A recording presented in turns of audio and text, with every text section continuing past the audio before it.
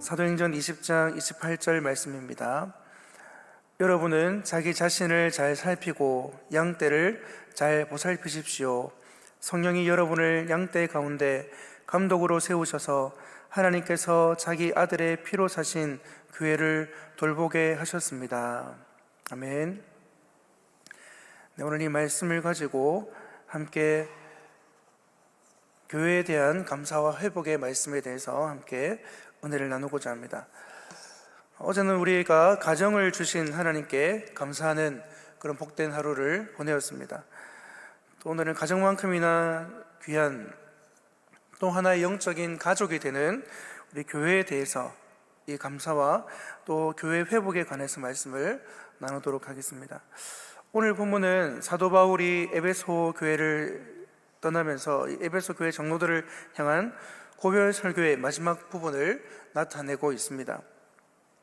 그런데 오늘 우리가 읽은 본문 28절에서 사도 바울이 강조한 것은 교회가 하나님이 자기 아들의 피로 사신 것이라는 것을 밝히고 있는 것이죠. 여러분, 교회는 누구의 것입니까? 교회는 오늘 이 본문에 의하면 하나님의 것입니다. 하나님께서 자기 아들의 피로 사신 하나님의 것이죠. 하나님의 교회입니다. 교회는 어떤 개인이나 또 기관이나 법인의 소유가 아니라 바로 하나님의 소유다 하는 것이죠. 근데 그 과정에서 누구의 피로 이 교회를 사셨다고 말씀하고 있습니까? 자기 아들의 피로 사신 교회라고 밝히고 있습니다. 하나님께서 자기 피로 사셨다, 성부 하나님께서 자기의 피를 흘려 사셨다 해도 참 황송한 일이죠. 물론 삼위일체 하나님께서 같은 하나님이시기 때문에 그런 논리도 가능합니다. 그런데 더 놀라운 사실은 하나님의 하나밖에 없는 아들이신 성자 예수 그리스도의 그 피로, 그 목숨으로 사신 것이 바로 이 교회라는 것이죠. 여러분, 우리도 그렇지 않습니까? 대부분 부모님들도 마찬가지고 자기 목숨보다 내 자녀의 목숨이 더 귀하게 생각되지 않습니까? 왜 그렇습니까? 우리가 하나님의 성품을 닮았기 때문에 그런 것이죠. 즉, 하나님도 성자 예수 그리스도의 죽음을 성부 자신의 죽음보다 더 안타까워 하셨을 것이고 귀하게 여기셨을 것이라는 것입니다. 그러니 하나님 입장에서는 이 교회가 얼마나 귀하겠습니까? 성부 하나님 자신의 목숨을 내어놓은 것보다 더 귀하게 그 성자 예수 그리스도께서 그 아들의 목숨을 내어놓으시면서까지 세우신 이 교회, 그 피로 값주고 사신 교회, 그러니 얼마나 이 교회가 귀하고 소중하겠습니까? 내 자식이 죽어서 무언가를 하나 남겼다면 그것도 내 자식이 아니고 내가 아니고 내 자식이라면 그게 얼마나 소중하겠습니까? 하나님 입장에서는 그 아들의 목숨과 바꾼 것이 바로 이 교회라는 것입니다. 하나님께 그렇게 소중한 존재가 바로 이 교회입니다. 얼마나 귀한 존재입니까? 물론 예수님께서 부활하셔서 승천하셨지만 그 교회를 향한 수고와 고통을 통해서 낳은 것이 교회이기 때문에 교회는 참으로 존귀한 것이죠. 왜냐하면 하나님께서 교회를 그렇게 보시기 때문에 더 그렇습니다. 그런데 교회를 향한 양극단이 있습니다. 너무 교회를 내 교회처럼 사랑해서 또 아껴서 교회를 내 소유처럼 생각하는 그런 극단이 있습니다. 물론 교회를 사랑하는 것은 너무나 좋은 현상입니다. 그런데 이 교회의 모든 것을 나의 소유처럼 생각하는 것, 내 마음대로 할 수 있다고 생각하는 것, 그것은 큰 오해고 잘못된 일이죠. 교회는 하나님의 교회이고 하나님의 뜻대로 가야 한다는 것입니다. 또 다른 한 극단은 교회를 다니긴 하는데 손님처럼 다닌다는 것입니다. 그래서 조금 다녀보다가 맞지 않으면 금방 쉽게 떠나버리는 교인들이 있습니다. 문제는 갈수록 이런 교인들이 많아지고 있다는 것이죠. 그러면 안 됩니다. 신앙생활도 뿌리가 참으로 중요한데 자꾸 옮겨 심으면 그 뿌리가 말라버리죠. 교회는 개인의 소유가 될 수도 없고, 또한 교회는 교회의 손님이 되어서도 안 됩니다.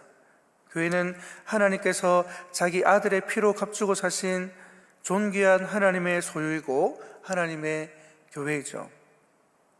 그래서 바울은 교회가 너무너무 귀하다, 그렇게 우리에게 알려주고 있습니다. 사랑하는 성도님 여러분, 교회는 너무나 귀합니다. 예수 그리스도의 피값으로 사신 교회이기 때문에 그 가치가 어마어마한 것이죠. 무언가가 한 사람의 피, 목숨이 들었다 해도 엄청난 가치이지 않습니까? 그런데 하물며 삼위일체 하나님이신 성자 예수께서 자기 몸을 버려 사신 교회이니 이 교회가 얼마나 귀하겠습니까? 이 말은 하면 끝이 없죠. 우리는 이 귀한 교회에 우리가 속해 있다는 것이 얼마나 큰 은혜인지 우리가 감사해야 하는 것입니다. 또 우리에게 교회를 허락하신 하나님, 구약의 그 잔인한 제사, 산 짐승을 잡아 죽여서 가죽을 벗기고 각을 뜨는 그 모든 과정을 다 본인이 다 해야 됩니다. 구약에서는 그 잔인한 제사를 1년에 한 번씩 드려야 되는데 그것을 단번에 해결하신 분이 예수 그리스도시죠. 예수님께서 십자가의 단번에 해결하심으로 우리는 그 제사를 넘어서 이제는 너무 쉽게 하나님을 만나고 예배하고 있습니다. 그래서 이 예배가 쉬워지니까 교회도 쉽게 보고 하나님도 쉽게 보는 것입니다. 그런데 결코 그렇지 않습니다. 예수 그리스도께서 십자가 위에서 단번에 제물이 되셔서 영원한 속죄를 이루신 그 엄청난 사건 때문에 우리가 지금 감히 이 자리에 있는 것이지, 우리는 죄로 인해 하나님 영광의 근처에도 갈 수 없는 그런 존재들이었죠. 그런데 우리를 구원해 주시고 하나님의 자녀 삼아 주셔서 이 자리에 우리가 앉아 있는 것이 얼마나 큰 은혜인지 모릅니다. 그런데 더 놀라운 사실은 우리가 그렇게 구원받은 것만 해도, 교회에 속해 있는 것만 해도 참으로 감사하고 놀라운 일인데, 더 놀라운 것은 하나님께서 그렇게 존귀하게 여기시고 귀하게 여기시는 이 교회의 감독자로, 이 교회를 감독하도록, 담당하도록, 섬기도록 우리를 불러주셨다는 것입니다. 오늘 본문에서 에베소 교회의 장로들을 오늘 본문의 말씀처럼 양떼 가운데 감독으로 삼으셔서 교회를 돌보게 하셨다, 그렇게 말씀하고 있죠. 여러분, 우리에게 주어진 이 직분, 이 양떼를 돌보도록 우리에게 맡기신 이 직분, 교회의 감독으로 여러 가지 모양으로 우리에게 이 직분을 맡기셨는데, 이 직분이 얼마나 귀한 것인지 우리가 이 교회의 존귀함을 통해서 우리의 직분의 존귀함을 다시 한번 발견하고 묵상하는 그런 하루 되시기 바랍니다. 하나님이 그 아들의 피로 사신 이 교회라는 이 존귀한 귀관을 누구에게 맡기셨습니까? 바로 우리에게 맡기셨다는 것입니다. 하나님의 보물 1호, 하나님이 가장 사랑하시는 그 교회를 누구에게? 우리에게 맡기셨다는 거죠. 오늘 본문을 보면 성령께서 우리를 감독으로 세우셨다, 그렇게 말씀하고 있습니다. 이것은 우리가 잘나서 교회를 섬기고 맡고 감독하고 직분을 맡게 된 것이 아닙니다. 성령께서 우리를 교회의 감독자로 여러 직분으로 세우신 것이죠. 그렇게 교회는 삼위 하나님, 성부와 성자와 성령 하나님의 인도와 보호 아래 있고, 그 안에서 우리는 하나님의 교회의 직분을 맡아 섬기면서 그리스도에게까지 자라나는 온전한 신앙인으로 훈련받고 성장하게 되는 것입니다. 이렇게 우리에게 직분을 맡기셨다는 이 귀한 사실은 창조 이후에 아담에게 생육하고 번성하라, 땅을 정복하라 맡기신 그 문화 명령과는 또 다른 차원의 의미를 가지고 있는 것이죠. 그 당시 아담은 죄가 없었습니다. 아담에게 처음 창조 세계를 맡기셨을 때는 아담이 죄가 없었습니다. 그런데 지금 하나님께서 우리에게 교회를 맡기신 이때는 죄로 인해 오염되고 원수된 우리에게, 우리 때문에 죽임 당하신 그 예수 그리스도께서 남기신 그 교회를 우리에게 다시 맡기신 이 사건은 완전히 다른 차원의 사건인 것이죠. 우리에게 교회를 맡기셨다는 이 사실은 하나님의 그 엄청난 사랑을 우리에게 보여주고 있는 것입니다. 여러분, 혹시 올 한 해 너무 힘드셨습니까? 그래서 감사할 일이 없으십니까? 그럴 수 있습니다. 그럼에도 지금 이 자리에서 우리가 교회로 부름받아서 예수 그리스도께서 목숨을 버려 이루신 이 교회의 직분을 받아서 그렇게 우리가 교회를 섬기고 있다면 우리가 그것 때문에 감사할 수 있는 우리 모두가 될 수 있기를 축복합니다. 하나님은 이 교회를 통해서 우리에게 말씀하시고 이 교회를 통해서 예배를 받으시고 교회를 통해서 우리에게 복을 주시기 때문이죠. 우리 교회 주보 제일 첫 번째 면을 보면 우리 교회의 5대 실천 목표가 나옵니다. 첫 번째는 예배를 통한 신령한 교회. 우리가 예배할 수 있음에 이 교회를 통해서 뜨겁게 예배하고 하나님을 만날 수 있음에 참 감사하죠. 그리고 양육을 통한 성숙한 교회, 이 양육의 기회들이 열려 있음에 또한 감사해야 됩니다. 또 교제를 통한 나누는 교회, 교제할 수 있는 영적인 가족들이 우리에게 주어져 있다는 사실에 또한 감사해야 됩니다. 또 봉사를 통한 섬기는 교회, 봉사하며 지역을 섬기고 또 교회 안에서 여러모로 하나님께서 가장 기뻐하시고 귀하게 여기시는 이 교회를 섬길 수 있음을 우리도 감사해야 되죠.